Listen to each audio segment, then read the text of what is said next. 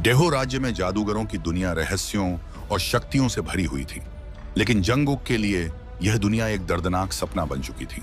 वह एक प्रतिष्ठित परिवार का पुत्र था, फिर भी वह जादू नहीं कर सकता था क्योंकि उसका ऊर्जा द्वार बचपन में ही बंद कर दिया गया था। दूसरी ओर महान हत्यारिन नक्सु अब मुदेओक के कमजोर शरीर में फंसी हुई थी। उसकी सारी शक्तियां गायब हो चुकी थीं। कभी जो जादूगरों को अकेले चुनौती दे सकती थी, आज वह एक साधारण नौकरानी की तरह जीवन जीने को मजबूर था। लेकिन उसका ज्ञान और अनुभव अब भी उसके साथ था। वह बार बार अपनी आध्यात्मिक ऊर्जा को महसूस करने की कोशिश करती, लेकिन मुदेओक का शरीर उसकी शक्तियों को संभाल नहीं पाता था।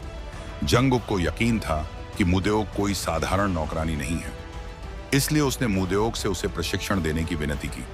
शुरुआत में नक्सु ने उसका मजाक उड़ाया। उसे लगा कि यह अमीर और जिद्दी लड़का कुछ दिनों में हार मान लेगा, लेकिन जंगुक की दृढ़ता ने उसे हैरान कर दिया। दिन बीतने लगे। इसी दौरान जंगुक को पता चला कि एक दुर्लभ जहरीला कीड़ा उसकी किस्मत बदल सकता है।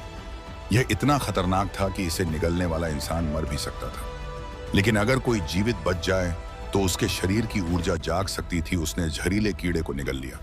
कुछ ही पलों में उसके शरीर में भयंकर दर्द शुरू हो गया। वह जमीन पर गिर पड़ा और सांस लेना मुश्किल हो गया। पार्क जिन ने मुदेओक को पकड़कर उससे सख्ती से पूछताछ की। वह जानना चाहता था कि जंगुक इस खतरनाक स्थिति में कैसे पहुंचा। पार्क जिन को लगा कि मुदेओक ने जंगुक को उकसाया या उसकी मदद की होगी। हालांकि असली पहचान छिपाए रखी और किसी को यह पता नहीं चलने दिया कि वह वास्तव में नक्सु है। पूछताछ के दौरान उसे डांट पड़ी और उस पर शक किया गया, लेकिन वह चुपचाप सब सहती रही। तभी कुछ असाधारण हुआ। वर्षों से बंद जंगुक का ऊर्जा द्वार धीरे धीरे खुलने लगा। उसके भीतर की शक्ति जाग उठी।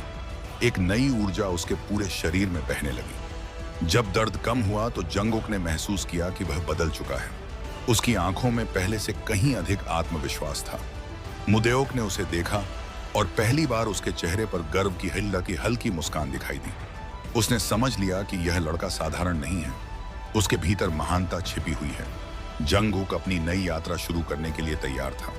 अब उसके सामने केवल एक लक्ष्य था, एक शक्तिशाली जादूगर बनना।